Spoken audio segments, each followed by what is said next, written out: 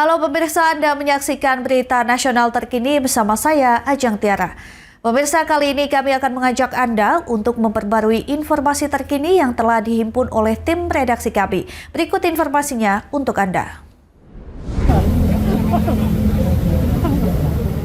Pemerintah Provinsi DKI Jakarta mulai membongkar tiang-tiang monorel yang berdiri kokoh di sepanjang Jalan Rasuna Said, Kuningan, Setiabudi, Jakarta Selatan pada Rabu 14 Januari 2026. Tiang-tiang ini mangkrak selama puluhan tahun. Pembongkaran ini ditandai dengan pemotongan tiang monorel yang pertama dipimpin langsung Gubernur DKI Jakarta Pramono Anung. Di sini Pramono mengatakan penataan kawasan Rasuna Said dilakukan bersama sejumlah pihak, termasuk mantan Gubernur DKI Jakarta Sutioso, Kejaksaan Tinggi DKI Jakarta, serta Komisi Pemberantasan Korupsi.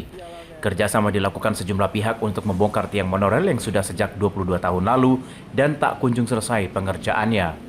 Proses pembongkaran melalui tahapan panjang dan dilakukan dengan pendampingan aparat penegak hukum untuk menghindari persoalan hukum di kemudian hari. Biaya pembongkaran tiang monorel menembus angka 254 juta rupiah, sedangkan 100 miliar rupiah digunakan untuk penataan kawasan secara keseluruhan.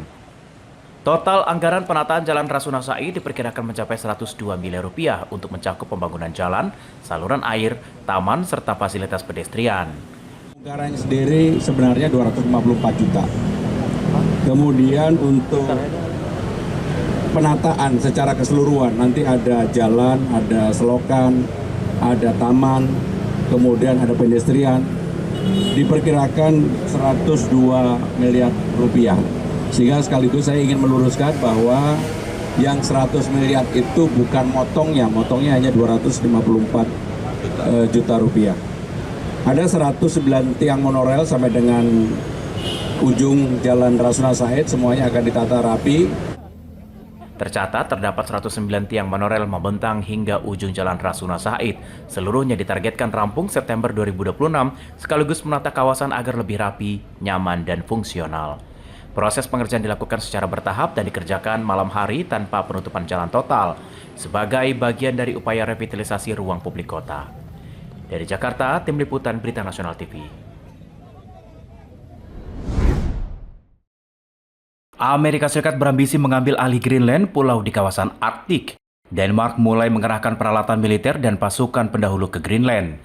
Media Denmark DR pada Rabu 14 Januari 2026 melaporkan satuan komando pendahulu telah dikirim ke Greenland. Pasukan ini dikirim untuk menyiapkan logistik dan infrastruktur bagi kemungkinan kedatangan pasukan Denmark dan sekutunya dalam jumlah lebih besar. Tugas utama pasukan ini memastikan fasilitas dan jalur pasokan siap digunakan untuk menerima pasukan utama pada tahap selanjutnya. Penguatan pasukan tersebut diperkirakan melibatkan prajurit dari Satuan Angkatan Darat Denmark guna memperkuat kehadiran Angkatan Bersenjata Denmark di pulau tersebut.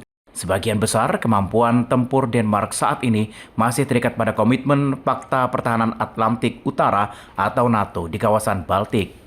Diketahui Greenland merupakan wilayah memiliki pemerintahan sendiri dalam kerajaan Denmark.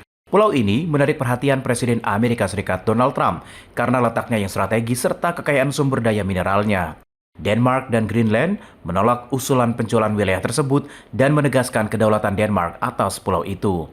Menteri Pertahanan Denmark Truls Lund Poulsen memastikan rencana pihaknya memperkuat dan memantapkan kehadiran militer secara lebih permanen di Greenland pada Selasa 13 Januari 2026. Poulsen menyatakan melangkah maju menuju kehadiran lebih besar dan lebih permanen di Greenland dari pertahanan Denmark sekaligus partisipasi negara-negara lain. Seperti terjadi pada 2025 ketika sejumlah negara NATO ikut serta dalam latihan dan kegiatan pelatihan di Greenland, hal serupa juga kembali terlihat pada 2026. Pada Minggu 11 Januari 2026, Trump menyatakan Amerika Serikat harus mengakui sisi Greenland untuk mencegah pengambilan pulau tersebut oleh Rusia atau China. Trump menyebut kepemilikan Greenland sebagai kebutuhan mutlak bagi keamanan ekonomi Amerika Serikat dibandingkan dengan kesepakatan properti berskala besar. Demikian berita nasional terkini, saya Ajeng Tiara, sampai jumpa.